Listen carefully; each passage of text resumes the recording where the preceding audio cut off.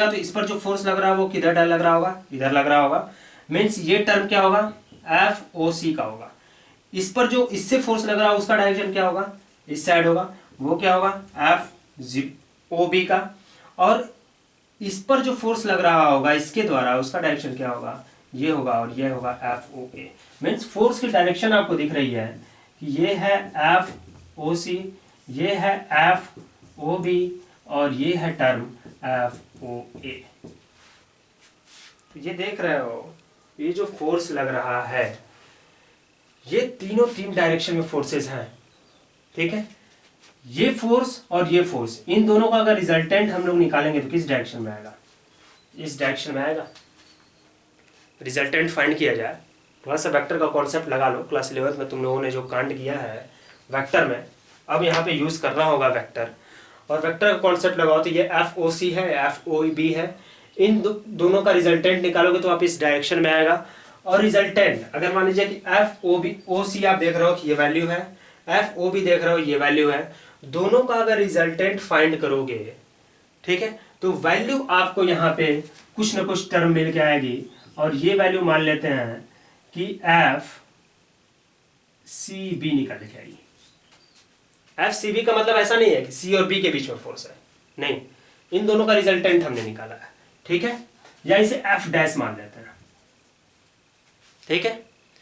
अब F dash जब आप कैलकुलेट करोगे और ये एफ ओ ए है, दोनों क्या होंगे, सेम मैग्नीट्यूड के फोर्स निकल के आएंगे, लेकिन दोनों अपोजिट डायरेक्शन में हैं, इसलिए दोनों एक दूसरे को कैंसिल कर जाएंगे। और जो हम लोग को रिजल्टेंट फोर्स मिलेगा वो रिजल्टेंट फोर्स कितना मिलेगा, 0 मिलेगा। मीन्स यहाँ पे देख लीजिए इतनी कहानी हम लोग कर गए, लेकिन फोर्स कितना आ गया, 0 आ गया। इसके और इसके रिजल्टेंट की अगर आप बात करो, ठीक है, तो रिजल्टेंट कितना होगा। रिजल्टेंट आपको मालूम है, ये देख रहा हो कि दोनों एक दूसरे के क्या है, ये अगर इधर वैल्यू निकल रही है, ये इस साइड अगर जा रहा है, ये आपका इस साइड आ रहा है, ठीक है। तो ये जो है क्या, इसमें रिजोल्यूशन ऑफ वेक्टर अगर लगा हो, रेक्टेंगुलर कंपोनेंट ऑफ वेक्टर, ठीक है, तो रिजल्टेंट अगर निकालेंगे तो एफ रिजल्टेंट एफ आर की वैल्यू क्या हो जाएगी, F O C square plus F O B square. आप रिजल्टेंट पढ़े हो ना, A square plus B square plus 2ab cos theta, ये टर्म आप लोगों ने पढ़ रखा है, ठीक है। तो यहाँ पे देखो इन दोनों का अगर रिजल्टेंट आप निकालते हो, ठीक है, तो ये टर्म क्या हो जाएगा, दोनों फोर्स इक्वल है, ठीक है।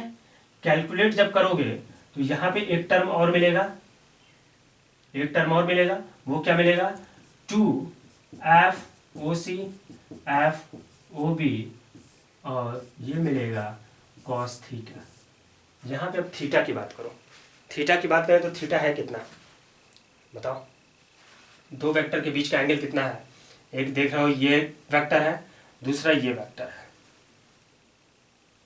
एक आपको दिख रहा है कि एफ ओ सी ये वेक्टर है, और एफ ओ बी ये वेक्टर आपको दिख रहा है, ठीक है।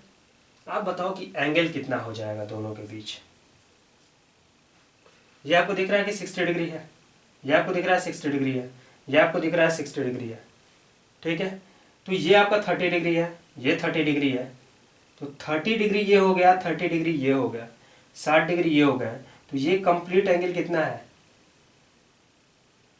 120 डिग्री। जब 60 डिग्री, ये 30 डिग्री है, ये 30 डिग्री है, तो ये कितना हो गया, 120 डिग्री। जब ये 120 डिग्री है तो ये कितना हो गया, 120 डिग्री आपको मिलेगा। और इस तरह भी देख सकते हो, ये एक रेक्टेंगल बन रहा है, रेक्टेंगल में अपोजिट एंगल का सम कितना हो जाता है, 180 डिग्री, तो 120 डिग्री। तो यहाँ पे क्या मिल गया आपको, F O C square plus F O B square plus 2 F O C F O B, और cos 120 डिग्री, और cos 120 डिग्री को हम क्या लिख सकते हैं, cos 90 plus 30 degree, F O B square 2 F O C F O B sine 30 degree, या cos 90 plus 30 degree, cos 90 plus 30 degree लिखा जा सकता है, ठीक है। अब cos 90 प्लस 30 डिग्री की बात करोगे तो ये टर्म क्या आएगा, माइनस साइन थीटा, और साइन 30 डिग्री की वैल्यू कितनी होती है, 1/2, 2 से 2 कैंसिल हो जाएगा। ये वैल्यू आप लोगों को क्या मिल जाएगी, ये टर्म मिटाते हैं हम, ये वैल्यू आपको मिल जाएगी।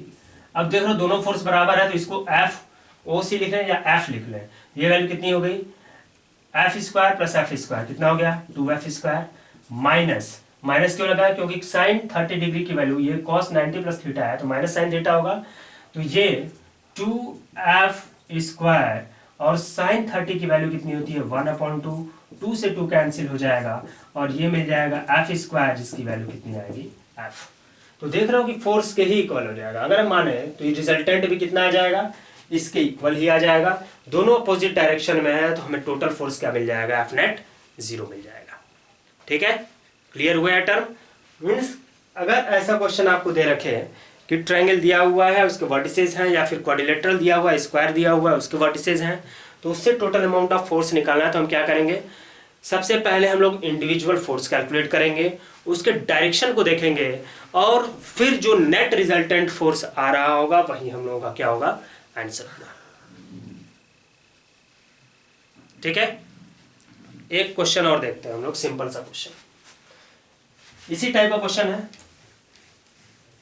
और वो क्वेश्चन क्या है कि वहां पे आपको सेंट्रॉइड पे कैलकुलेट नहीं करना है, आपको वर्टिसेस पे ही कैलकुलेट करना है कि टोटल अमाउंट ऑफ फोर्स क्या होगा। ठीक है, सेम ट्रायंगल है A B C, A B C. ए पे जो चार्ज रखा है वो माइनस क्यों रखा है, बी पे जो चार्ज रखा है वो पॉजिटिव क्यों रखा है, सी पे जो चार्ज रखा है वो भी पॉजिटिव क्यों रखा है। ठीक है, आपसे बोल रहा है कैलकुलेट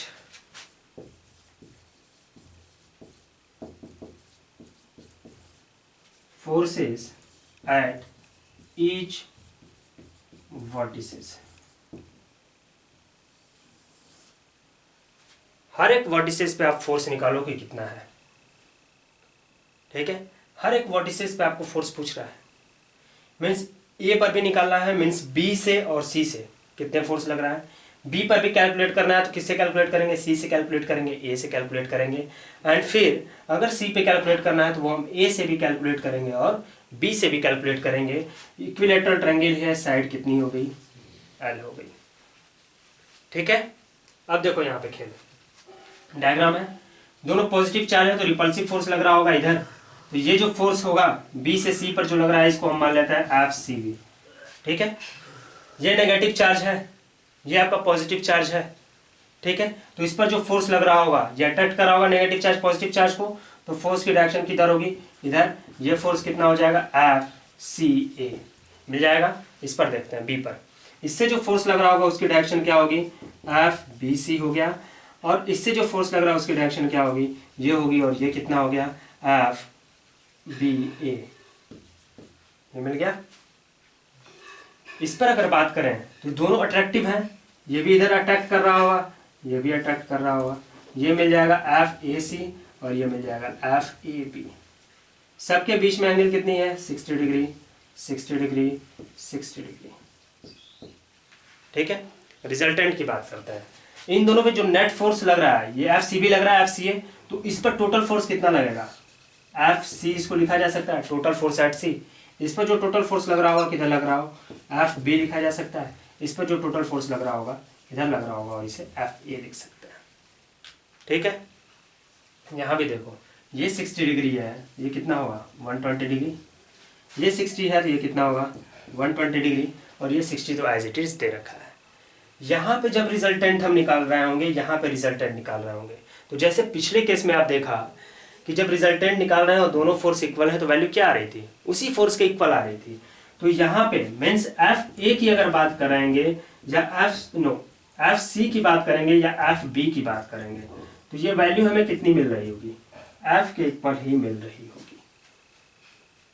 ठीक है, देख लो इसे अगर निकालोगे तो इसका और इसका रिजल्टेंट लोगे तो F C B square plus F C A square plus 2 F C A F C B cos 120 degree.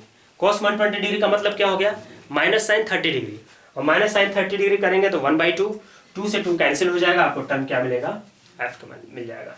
लेकिन इसकी अगर बात करें तो एफ ए की अगर बात करेंगे तो ये वैल्यू क्या आएगी, under root F A C square plus F A B square plus 2 F A C F A B cos 60 degree, ये वैल्यू आएगी। यही फार्मूला यहाँ भी यूज किया गया है, लेकिन पिछले केस में ये चीज़ हम आपको शो कर चुके हैं। तो यहाँ पे भी दोनों सब मैग्नीट्यूड सेम है, सबकी वैल्यू एफ रख दी जाए, ये F square plus F square plus 2 F square और कॉस 60 डिग्री का मतलब क्या होता है 1/2। कॉस 60 डिग्री का मतलब क्या हो गया 1/2।